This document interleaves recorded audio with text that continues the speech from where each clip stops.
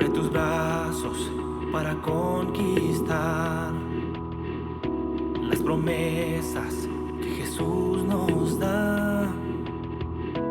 Solo espera y tú verás el milagro que Cristo hará. Un lugar para celebrar la victoria que su sangre nos da.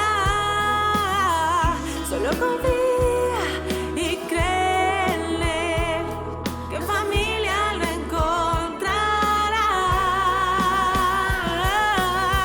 Hay un lugar para todos, en familia de Dios.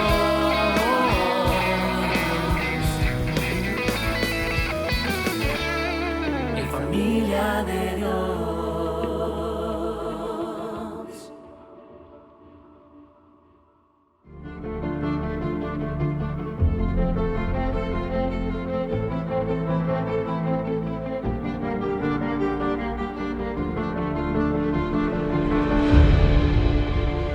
Amados hermanos, hoy damos inicio a una nueva serie titulada Mitos populares del cristianismo contemporáneo. Es un hecho irrefutable que aún las personas inteligentes pueden llegar a creer cosas sin sentido. El apóstol Pablo escribió sus palabras finales antes de partir de este mundo a su amigo más cercano y confiable llamado Timoteo.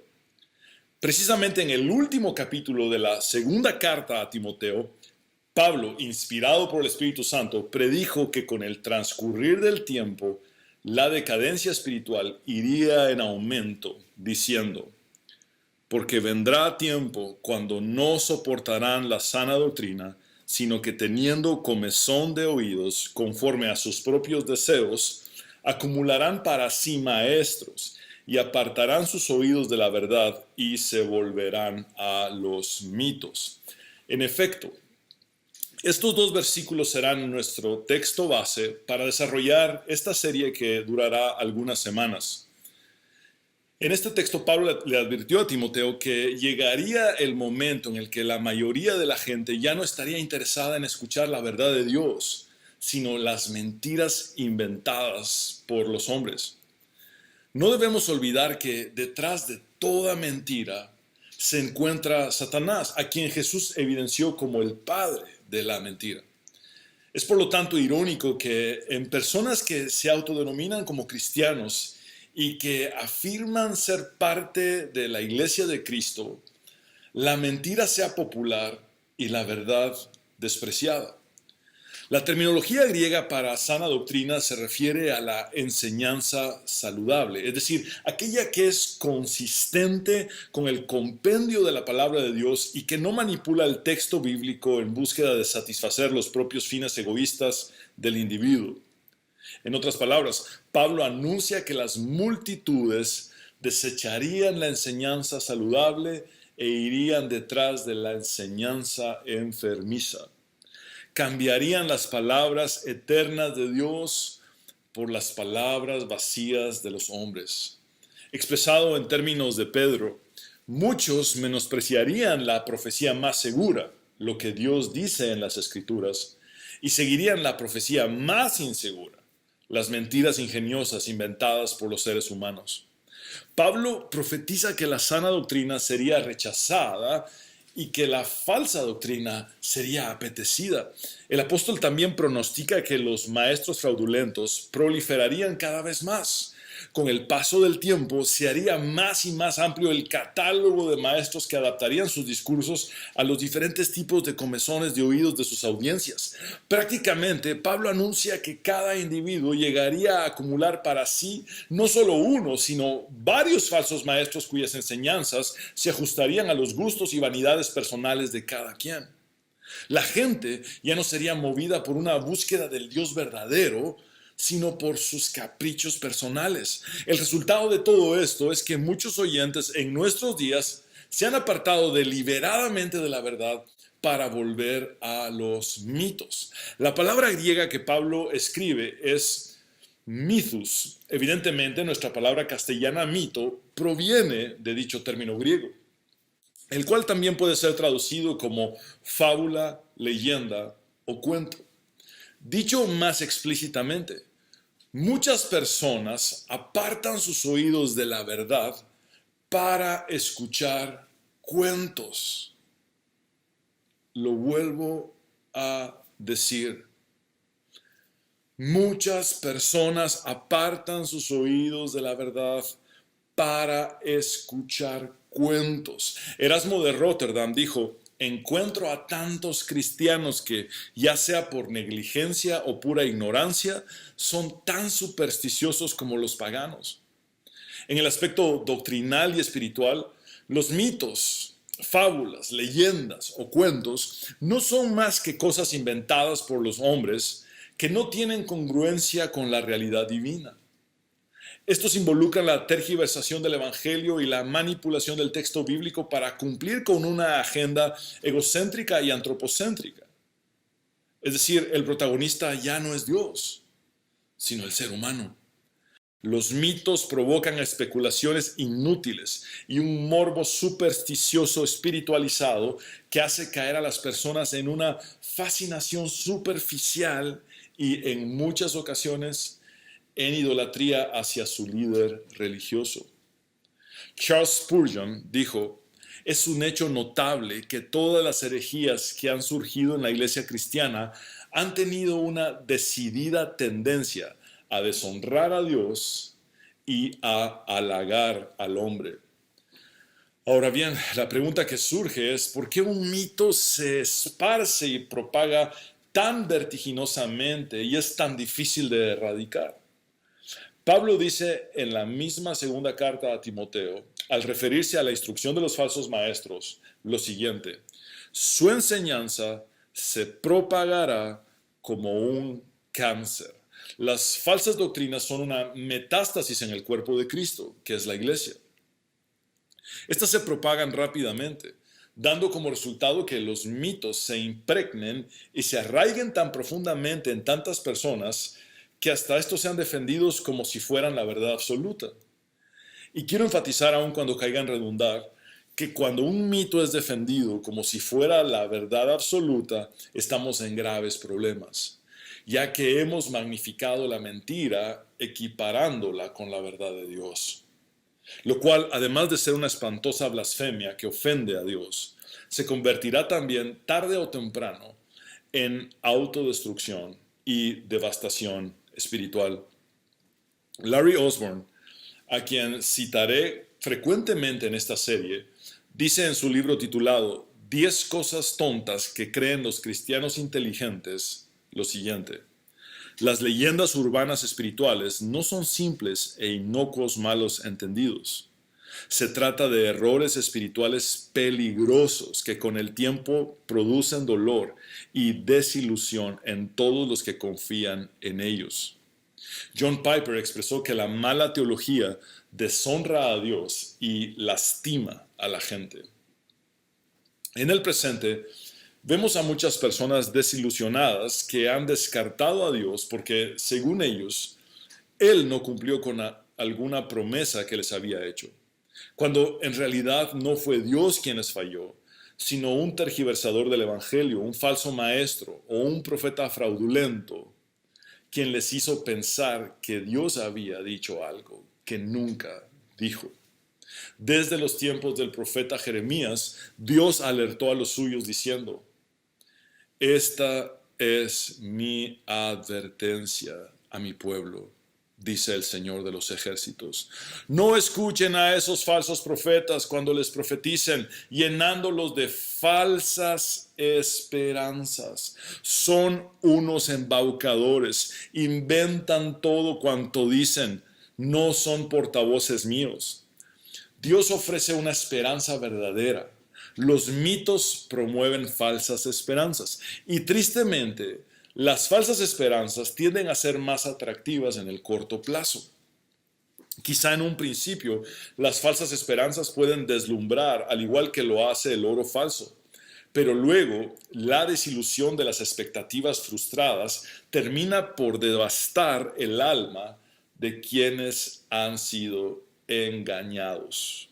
Sin embargo, debemos reconocer que los mitos espirituales son muy difíciles de erradicar porque son demasiadas las personas que los consideran como verdaderos. Por lo tanto, cualquiera que se atreva a desmentirlos puede ser descalificado de entrada, simplemente porque la tendencia general es tratar de defender lo que siempre se ha creído y lo que todo el mundo, entre comillas, considera como cierto. Aun cuando dichos mitos no concuerdan en lo absoluto con una interpretación responsable y correcta de la Biblia. Por dicho motivo, estoy consciente de que la realización de esta serie podría tener un costo personal para mí, pero no mayor al juicio que podría recibir de Dios si callara la verdad. Santiago 3:1 dice: hermanos míos, no se convierta la mayoría de ustedes en maestros. Bien saben que el juicio que recibiremos será mayor. Asimismo, como pastor, mi responsabilidad es conducir al rebaño a los pastos más puros y a las aguas más limpias. Hoy quiero abordar a la luz de la Biblia uno de los mitos más diseminados de nuestros días, el cual es el siguiente: la fe lo puede todo. Larry Osborne observa lo siguiente respecto a este mito. Se nos ha dicho que para aquellos que tienen el valor, que dan el asunto por hecho y que se despojan de todas sus dudas, la fe tiene el poder de arreglarlo todo. Es el cúralo todo de Dios, una poción mágica. Con frecuencia y reiteración es enseñado desde muchos púlpitos que Dios tiene que responder afirmativamente a todas las oraciones hechas con una fe inquebrantable, sin importar lo que pidamos. Se enseña que si no dudamos y oramos con fe, entonces Dios no tiene otra opción que hacer lo que le hemos pedido. Se afirma equivocadamente que la soberanía divina está a la deriva de la voluntad y los deseos humanos, y que Dios debe doblegarse ante el poder de nuestra fe si utilizamos las fórmulas espirituales acertadas. Una oración emblemática y viral de nuestros días que resume y condensa este tipo de creencias es la siguiente: Señor, no tomaremos un no por respuesta.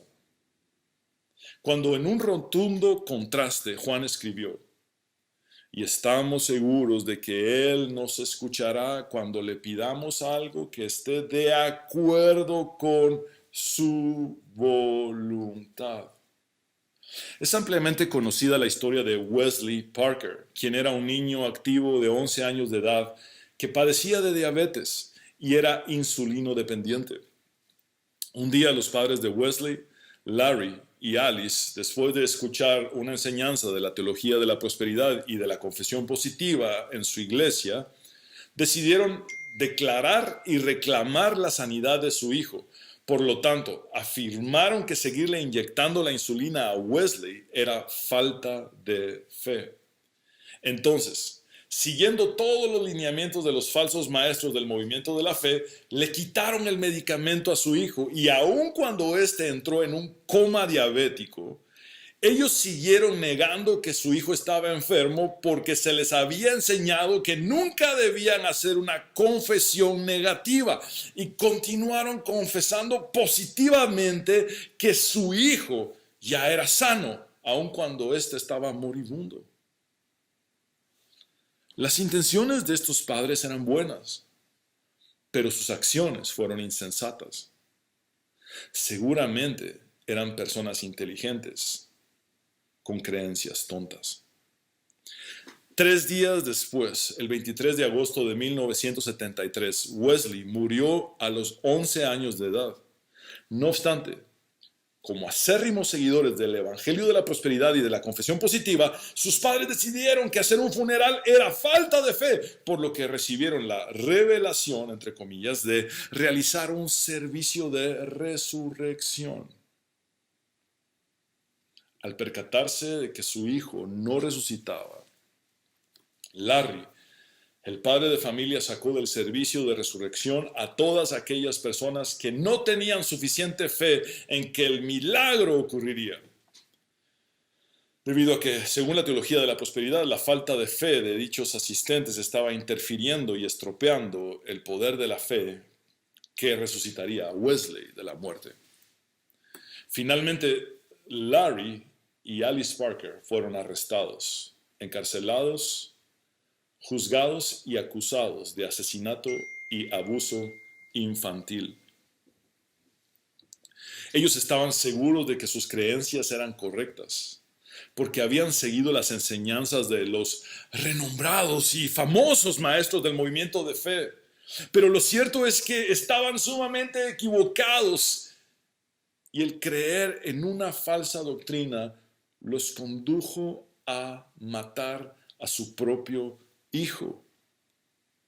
La sabiduría de Proverbios 14:12 nos dice: hay camino que al hombre le parece derecho, pero su fin es camino de muerte. Fitzsimmons Allison, en su libro The Cruelty of Heresy, la crueldad de la herejía, dice: si una enseñanza es una opinión incorrecta en lugar de una opinión correcta, las consecuencias son crueles. La fe cristiana se distorsiona y las personas que siguen estas enseñanzas resultan heridas. Entre muchos casos, recuerdo a una mujer que me buscó como pastor para desahogarse conmigo respecto a la devastación emocional y la depresión clínica que estaba padeciendo como resultado de haber pertenecido a una congregación del denominado movimiento de fe, en la que se le enseñó el falso evangelio de la prosperidad y la confesión positiva. Literalmente, me hizo saber que su ruina era el resultado de haber recibido esas enseñanzas. Y me dijo: yo soy una víctima de fulano de tal, citando el nombre de uno de los principales exponentes de la teología de la prosperidad de habla hispana. La madre de esta mujer había pasado por un duro proceso de cáncer y básicamente se le enseñó que si ella como hija tenía suficiente fe y utilizaba las fórmulas correctas en el mundo espiritual, entre ellas el pactar por el milagro que esperaba, dando una buena cantidad de dinero a la iglesia y confesando, declarando y decretando, usando el poder de su boca como una pequeña diosa, entonces la sanidad de su madre sería inminente y quedaría completamente curada. Sin embargo, nada de esto funcionó. La madre de esta mujer murió y como hija atravesó por un duelo sumamente complicado, debido a que se hundió en una culpabilidad extrema porque sus pastores le hicieron entender que su mamá había muerto por su falta de fe, porque ella no había podido dar más dinero para pactar por el milagro y porque ella no había utilizado bien las fórmulas de fe ni el poder de sus palabras. ¡Cuánta crueldad! En varios noticieros y documentales internacionales se han expuesto varias historias que evidencian los excesos y crueldades que involucran al falso evangelio de la prosperidad y de la confesión positiva. Por ejemplo, en los Estados Unidos, una mujer desahuciada fue convencida de que si daba todo su patrimonio al ministerio de un poderoso hombre de Dios, entre comillas, quien además es aficionado a coleccionar aviones y que posee su propio aeropuerto privado, entre muchas otras excentricidades, entonces ella sería sanada. La mujer, en lugar de heredar a su familia el patrimonio que había logrado con el esfuerzo de toda su vida, lo dio al ministerio de este multimillonario maestro de la prosperidad, pactando por su sanidad, pero nuevamente el desenlace fue el mismo. La mujer murió y su familia quedó sin herencia. La familia de esta mujer se acercó al ministerio de esta celebridad religiosa para intentar recuperar el patrimonio, debido a que consideraron que la ahora difunta había sido estafada y manipulada en la vulnerabilidad de sus últimos meses de vida. Sin embargo, la respuesta fue que no podían hacer ninguna devolución. Aunque podríamos seguir citando ejemplos y quizá algunos que me están escuchando podrían relatar sus propias experiencias o las de otras personas que conozcan, es necesario que procedamos a entender de dónde ha surgido este mito y por qué ha distorsionado tanto el significado de la fe. Y ha desembocado en todo un sistema erróneo de creencias y en una industria religiosa altamente lucrativa. Es innegable que hoy, más que nunca en la historia del cristianismo, existe un concepto equivocado de la fe. En la actualidad, lo que muchos entienden por fe es algo que jamás formó parte de la comprensión de la iglesia primitiva, ni de los reformadores del siglo XVI que volvieron a la sola fide o a la sola fe. La definición equivocada de fe que embarga a nuestra amada Latinoamérica en el presente se consolidó hasta el siglo XX en los Estados Unidos y se le atribuye en buena medida a un personaje llamado E.W. Kenyon, quien estudió las enseñanzas metafísicas del nuevo pensamiento del mentalista, mesmerista e hipnotista Phineas Quimby. Por cierto, el mesmerismo enseña que existe en una persona una fuerza magnética interna que puede producir sanidad física con el poder de la mente.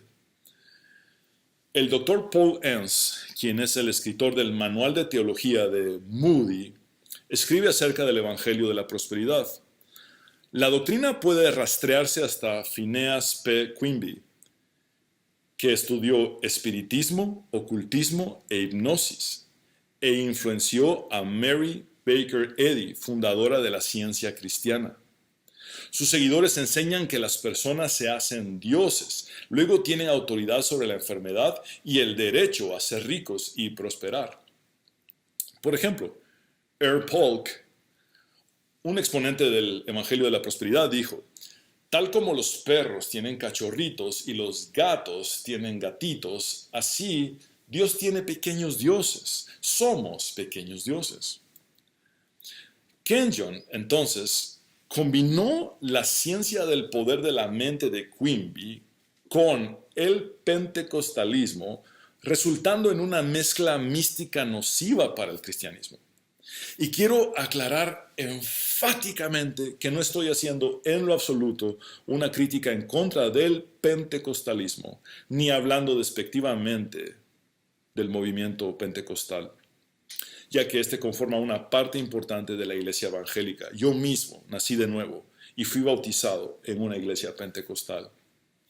Sin embargo, el nuevo pensamiento de Phineas Quimby, que fue cimentado en buena medida sobre el idealismo filosófico de Ralph Waldo Emerson, la teoría neoplatónica de la correspondencia del místico sueco Emanuel Swedenborg y la búsqueda teosófica de Elena Blavatsky de las leyes espirituales uniformes, entre otras fuentes esotéricas y metafísicas. Todo esto y más fue lo que Kenyon introdujo a una parte del pentecostalismo que fue contaminada y que hoy conocemos como el movimiento del Evangelio de la Prosperidad. Fue así que ingresó a la iglesia evangélica la ley de la atracción, que a grandes rasgos se expresa en la frase en inglés "name it and claim it", que traducida al español es "nómbralo y reclámalo". Este movimiento de la prosperidad y la confesión positiva es conocido en inglés como The Faith Movement, el movimiento de fe, o The Word of Faith Movement, el movimiento de la palabra de fe, que ha tergiversado hasta el extremo el concepto de la fe y que ha manipulado una enorme cantidad de textos bíblicos. Siendo uno de sus favoritos el Salmo 82:6, que dice: vosotros sois dioses, debido a que tienen una marcada tendencia a deificarse. Pero al enseñar este texto, ellos ignoran que el salmista se está dirigiendo sarcásticamente a jueces corruptos, que en lugar de representar a Dios, pervirtieron la justicia, y les recuerda que no eran más que seres humanos que fallecerían como simples mortales. También obvian que cuando Jesús citó este salmo, se estaba dirigiendo a religiosos corruptos, a los que también llamó generación de víboras y sepulcros blanqueados. El único Hijo de Dios que es Dios se llama Jesucristo y es el Señor sobre todo. Pero evidentemente la mentira de la serpiente en el Génesis, cuya seducción principal fue el ofrecimiento, seréis como dioses, sigue siendo replicada y teniendo un éxito demagógico, incluso en aquellos que se denominan como cristianos en el presente. Warren Wiersbe escribió: en nuestro universo está Dios y hay personas y cosas. Fuimos creados para adorar a Dios, amar a las personas y usar las cosas. Sin embargo, si nos adoramos a nosotros mismos, ignoraremos a Dios, comenzaremos a amar las cosas y empezaremos a usar a las personas. Quiero enfatizar en este pensamiento tan acertado de Warren Wiersbe. En nuestro universo está Dios y hay personas y cosas. Fuimos creados para adorar a Dios, amar a las personas y usar las cosas. Sin embargo, si nos adoramos a nosotros mismos, ignoraremos a Dios, comenzaremos a amar las cosas y empezaremos a usar a las personas. El movimiento de la prosperidad se ha centrado no en la fe en Dios, sino en la fe en la fe. Por favor, noten que no es lo mismo tener fe en Dios que tener fe en la fe. Es decir, para los maestros de la prosperidad, la fe es un poder que activa las fuerzas espirituales y convierte la palabra hablada en realidad. Dicho de otra manera, para este movimiento la fe es una fuerza cósmica, tangible, que es dirigida por el poder de las palabras de los seres humanos. Ellos enseñan que las leyes que rigen la fuerza de la fe operan independientemente de la voluntad soberana de Dios y que por ende Dios mismo está sujeto a dichas leyes. En otras palabras, subordinan a Dios a la fe de los seres humanos. Esta no es más que una forma de idolatría antropocéntrica exagerada, en la que el ser humano es el amo y señor, y Dios es presentado como un asistente que está para complacer las vanidades de los individuos. Hank Hanegraaff comenta: el Dios del movimiento de la fe no es de ninguna manera el verdadero Dios. Él es meramente un títere gobernado por la fuerza impersonal de la fe. June Hunt lo expresa de la siguiente manera: en la teología de la prosperidad, las personas se convierten en los dictadores y Dios es su sirviente. Pero la Biblia dice que Dios es soberano sobre todo el universo y su pueblo es su siervo. Hunt también dice que la teología de la prosperidad se basa en que la fe da derecho a los cristianos a proclamar y reclamar cualquier cosa que deseen. Sus adherentes creen que ellos pueden entrar en una transacción ineludible con Dios en la cual Él está totalmente obligado a bendecirlos y proveerles lo que ellos le piden. En contraste, el sabio Agur dice en el libro sapiencial de Proverbios en el Antiguo Testamento: aleja de mí la falsedad y la mentira, no me des pobreza ni riquezas, sino solo el pan de cada día. En el Nuevo Testamento, Jesús nos enseñó a orar de la siguiente manera: el pan nuestro de cada día, dánoslo hoy. Acertadamente, el doctor Tsoukalas define al movimiento de la prosperidad como una forma de magia cristianizada, en la que la soberanía de Dios, la providencia de Dios y la voluntad de Dios son puestas en segundo plano y la voluntad y los deseos humanos son magnificados y exaltados. A grosso modo, la fe es descrita por este movimiento como una demostración palpable de riqueza y salud. Por ejemplo, el nivel de la fe de un individuo se mide primeramente en la billetera. las cuentas de banco, las posesiones y propiedades. Es por eso que los maestros de la prosperidad viven en gran opulencia y lujos exorbitantes, incluso en países pobres de América Latina y África, donde la ostentación de estos líderes religiosos se ha convertido en una especie de espejismo aspiracional para las personas de escasos recursos que los siguen. Estos en el fondo piensan que dándole más dinero a estos acaudalados maestros y practicando lo que estos les enseñan, llegarán a tener tantos recursos como ellos. Pero lo cierto es que muchos seguirán siendo estafados si no abren sus ojos a la verdad de Dios en las Escrituras. Pablo, al escribir acerca de las falsas enseñanzas y el dinero, dijo en 1 Timoteo 6, 5 al 10, individuos como estos siempre causan problemas, tienen la mente corrompida y le han dado la espalda a la verdad. Para ellos, mostrar sumisión a Dios es solo un medio para enriquecerse. Ahora bien, la verdadera sumisión a Dios es una gran riqueza en sí misma cuando uno está contento con lo que tiene. Noten cómo para Pablo la verdadera riqueza es el contentamiento con lo que se tiene y no el utilizar la religión como un medio para hacer dinero. Versículo 7. Después de todo, no trajimos nada cuando vinimos a este mundo, ni tampoco podremos llevarnos nada cuando lo dejemos. Así que, si tenemos suficiente alimento y ropa, estemos contentos. Pero los que viven con la ambición de hacerse ricos caen en tentación y quedan atrapados por muchos deseos necios y dañinos que los hunden en la ruina y la destrucción. Pues el amor al dinero es la raíz de toda clase de mal, y algunas personas en su intenso deseo por el dinero se han desviado de la fe verdadera y se han causado muchas heridas dolorosas.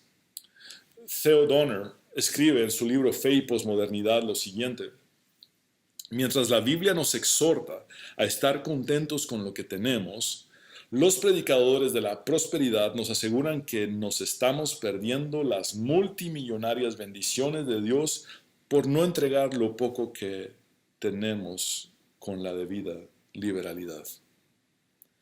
Jesús dijo: tengan cuidado con toda clase de avaricia. La vida no se mide por cuánto tienen.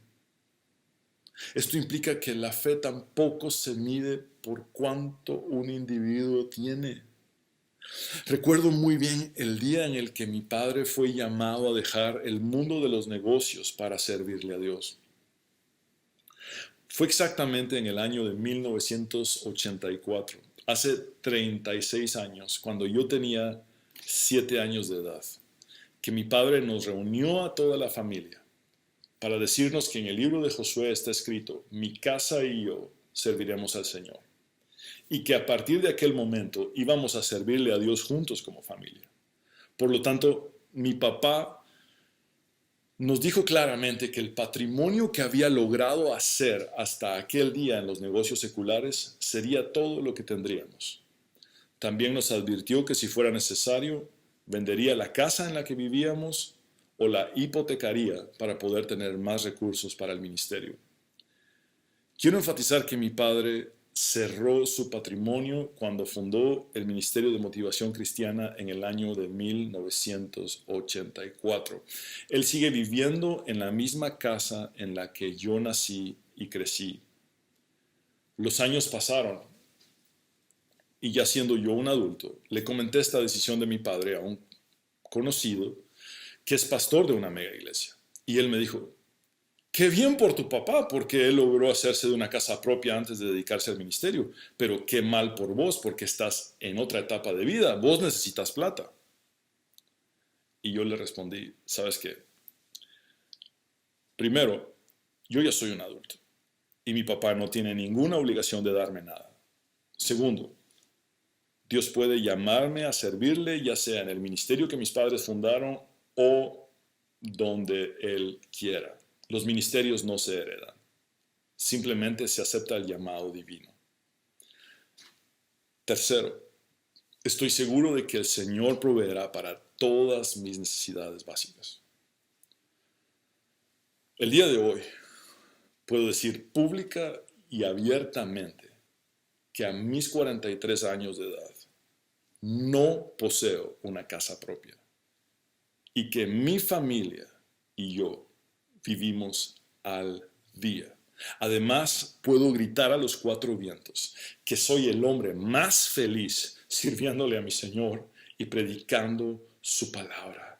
Me apasiona la enseñanza del texto bíblico.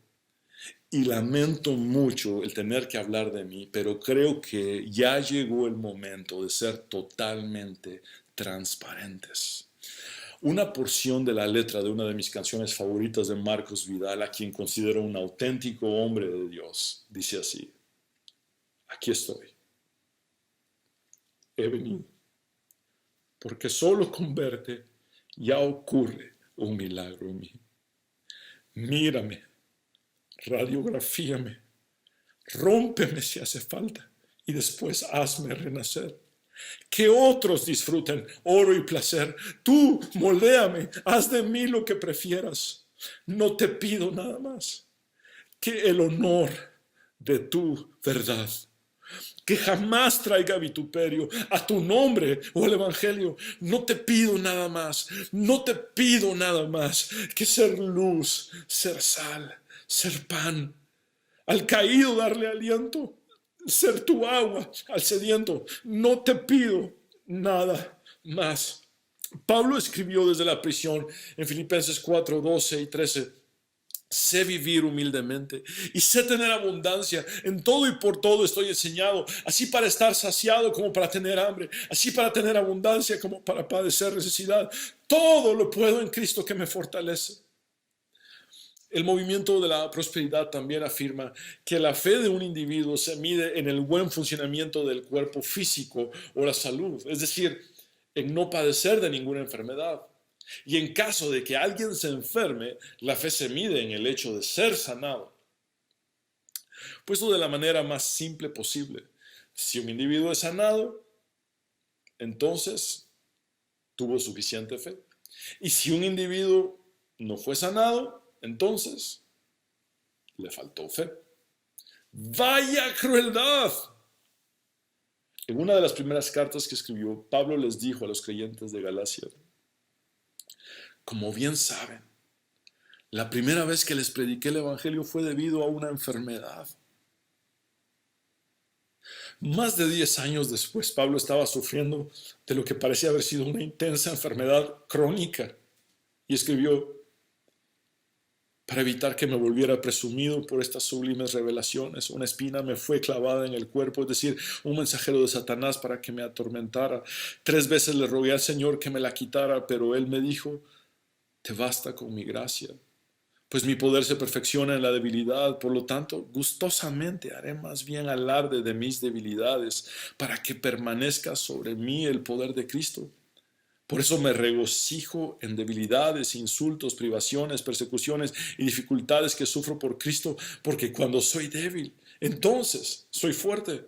La experiencia del testimonio de Pablo, registrado en la misma Santa Biblia, refuta absolutamente el hecho de que la gente no sea sanada por su falta de fe.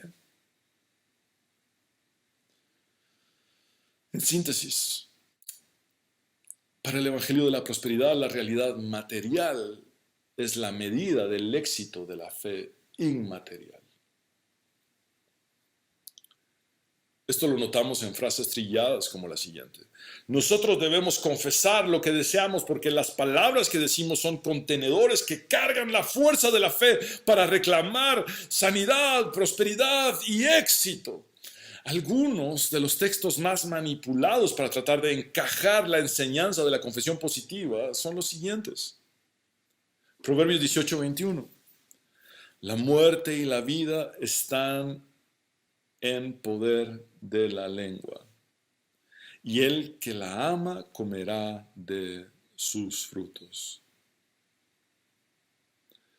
Los falsos maestros tratan de hacer maniobras astutas para darle a este versículo un sentido mágico, místico y supersticioso, cuando en realidad debe ser entendido en el contexto y por el tipo de literatura bíblica, sapiencial o de sabiduría que es. La vida y la muerte ¿Están en el poder de la lengua? Sí, en efecto. En la lengua de los testigos, por el testimonio que den respecto a un acusado. En la lengua de los jueces, según la sentencia que dicten. En la lengua de una persona, según la doctrina que enseñe. En la lengua de alguien que hable mal, mienta o diga cosas imprudentes y provoque la ira de otro que termine por matarle. O en contraste, en la lengua de una persona prudente que preserve su vida por saber medir sus palabras y callar cuando sea necesario. Otro texto usado para, según ellos, resaltar la confesión positiva y erradicar la confesión negativa es Proverbios 6:2. Te has enlazado con las palabras de tu boca y has quedado preso en los dichos de tus labios. Ahora bien, leamos también el versículo que le antecede. Hijo mío, si salieres fiador por tu amigo, si has empeñado tu palabra a un extraño, te has enlazado con las palabras de tu boca y has quedado preso en los dichos de tus labios.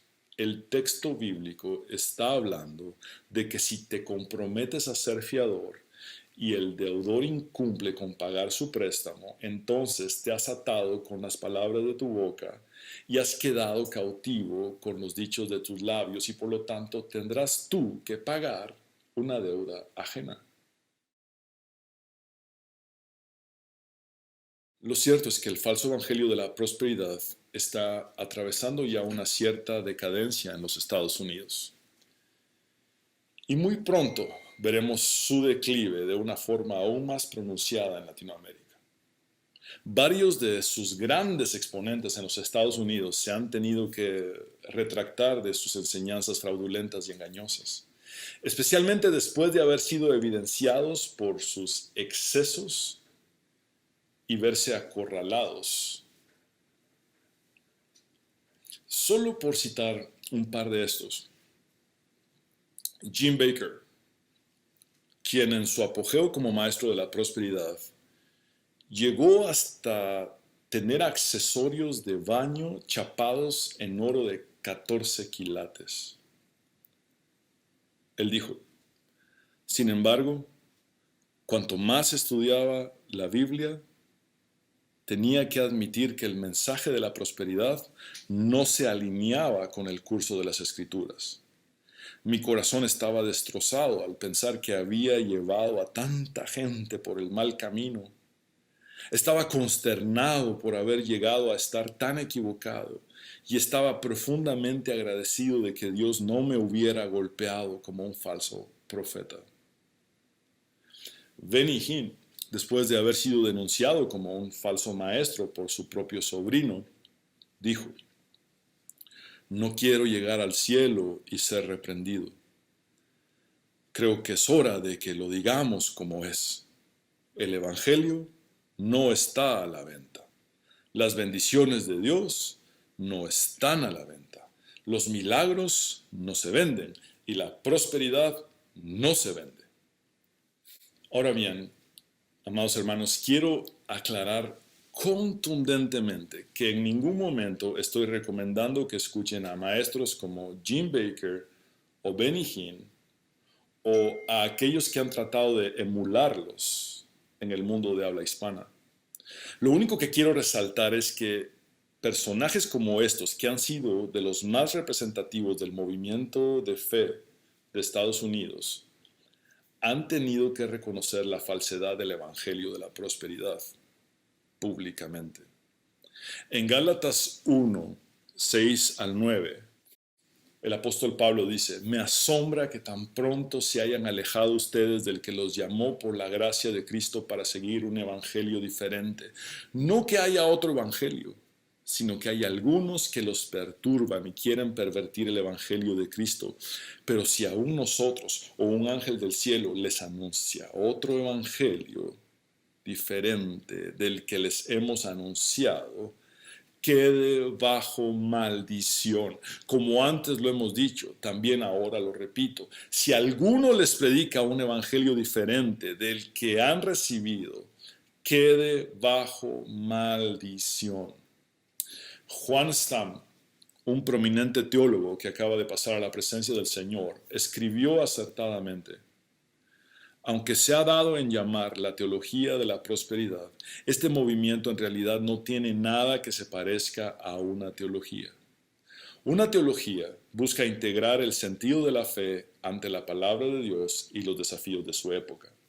Quizá por no tener pensadores capaces de emprender esa tarea, o por estar tan ocupados en el activismo de sus seminarios y campañas y programas de radio y televisión, no parecen haber pensado en la coherencia de su fe cristiana en torno al eje que ellos han escogido. Con dolor y pena por nuestra comunidad protestante, tenemos que reconocer que la teología de la prosperidad no es ni bíblica, ni evangélica, ni aún es teología. A los que amamos a las Escrituras y a la Iglesia, esta realidad debe llamarnos a mucha y muy ferviente oración. Entonces, ¿qué clase de fe es la que Dios quiere de nosotros? La respuesta es sumamente sencilla. La fe bíblica, que es aquella que se resume en confiar incondicionalmente en Dios. Esta se expresa en rendición y obediencia a la voluntad soberana del Señor. Jesús en el Getsemaní nos dio el ejemplo. Se postró sobre su rostro, orando y diciendo: Padre mío, si es posible, pase de mí esta copa, pero no sea como yo quiero, sino como tú. El objetivo principal de la fe no es tanto obtener el resultado que esperamos, sino agradar a Dios por sobre todas las cosas, creyendo absolutamente en Él.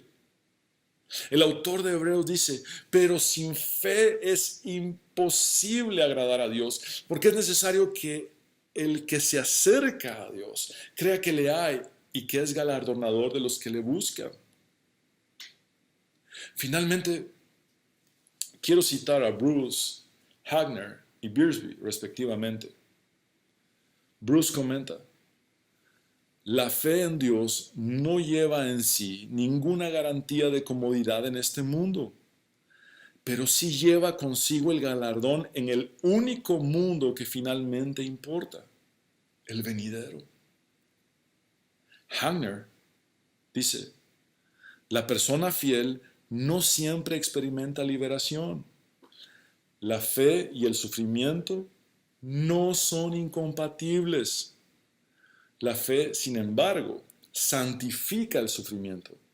Y hay en medio de la aparente derrota la apropiación de la promesa futura. El resultado temporal inmediato no es lo importante. La fe es lo que finalmente importa. Wiersbe expresa: Dios no siempre cambia las circunstancias, pero puede cambiarnos a nosotros para que enfrentemos las circunstancias. Eso es lo que significa vivir por fe. Amados hermanos, la verdadera fe está preparada tanto para experimentar la victoria de un milagro como para soportar el sufrimiento más extremo. Sadrach, Mesach y Abednego entendieron muy bien esto cuando le dijeron al rey Nabucodonosor: si se nos arroja al horno en llamas, el Dios al que servimos puede librarnos del horno y de las manos de su majestad. Pero aun si nuestro Dios no lo hace así, sepa usted que no honraremos a sus dioses ni adoraremos a su estatua. En respuesta al mito de que la fe lo puede todo, hoy podemos afirmar la única verdad Y esta es que solamente Dios es quien lo puede todo. También debemos reconocer que como el Señor Todopoderoso es soberano y siempre hará su voluntad. Mi fe no cambia la realidad ni escribe mi historia.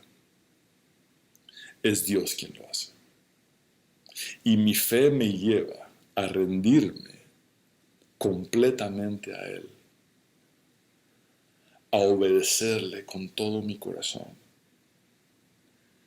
y a confiar plenamente en Él, pase lo que pase.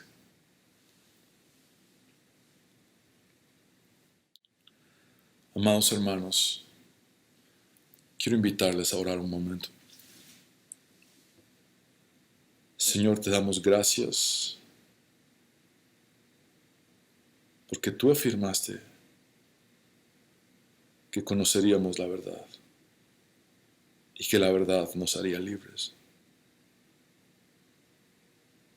Señor, ¿a quién iremos? Si solo tú tienes palabras de vida eterna.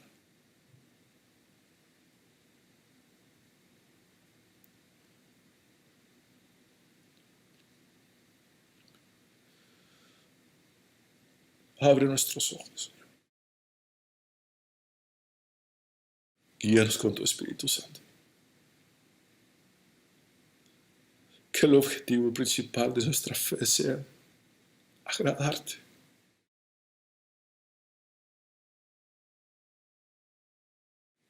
Que podamos conocerte, Señor. Que podamos volver a la verdad de las Escrituras. Apasionanos por el texto bíblico. Señor, ten misericordia de tantas personas sinceras, con creencias equivocadas.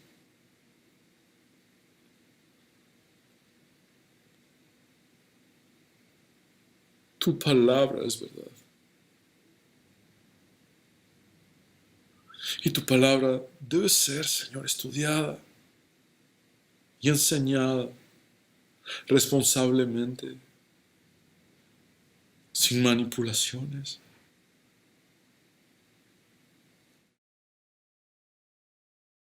Sin engaños, sin agendas egocéntricas. Señor, reconozco ser totalmente prescindible.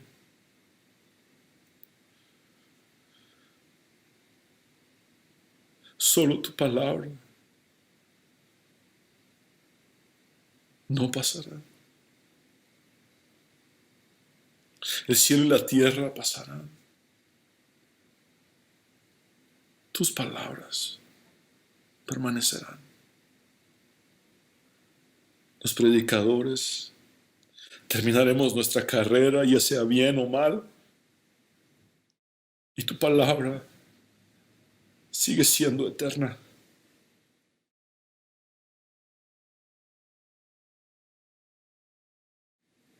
Señor, pon en mis hermanos el deseo de escuchar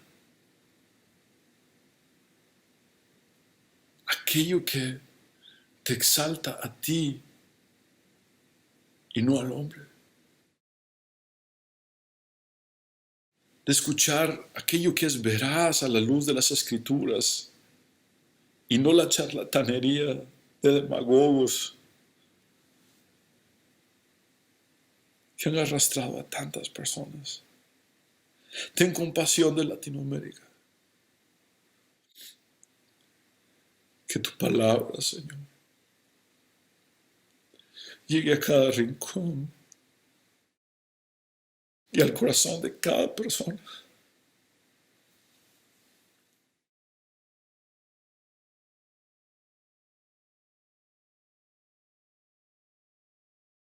que muchos puedan conocerte, Cristo.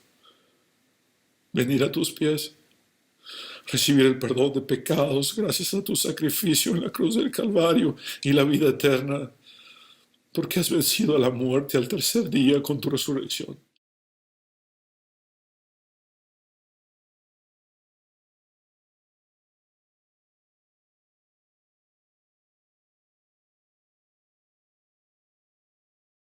Quiero hablar contigo, hombre y mujer, que necesitas entregar tu vida a Cristo. Haz esta oración de fe conmigo y ríndete a Él. Habla con Él como nunca antes lo has hecho, creyendo con todo tu corazón y confesando con tus labios. Ora conmigo y dile: Señor Jesús, te necesito. Reconozco que soy pecador, pero también sé que tú moriste en la cruz para perdonar mis pecados y limpiarme de mi maldad. Sálvame, Señor. Creo en tu resurrección al tercer día y me entrego a ti, Jesús. En tu nombre, Señor, el único nombre bajo el cielo dado a los hombres en el cual podemos tener salvación. Hemos orado. Amén y amén. Abre tus brazos para conquistar las promesas que Jesús nos da. Solo espera y tú verás el milagro que Cristo hará. Un lugar para celebrar la victoria que su sangre nos da. Solo confía y créele que en familia lo encontrará. Hay un lugar para todos, de familia de Dios.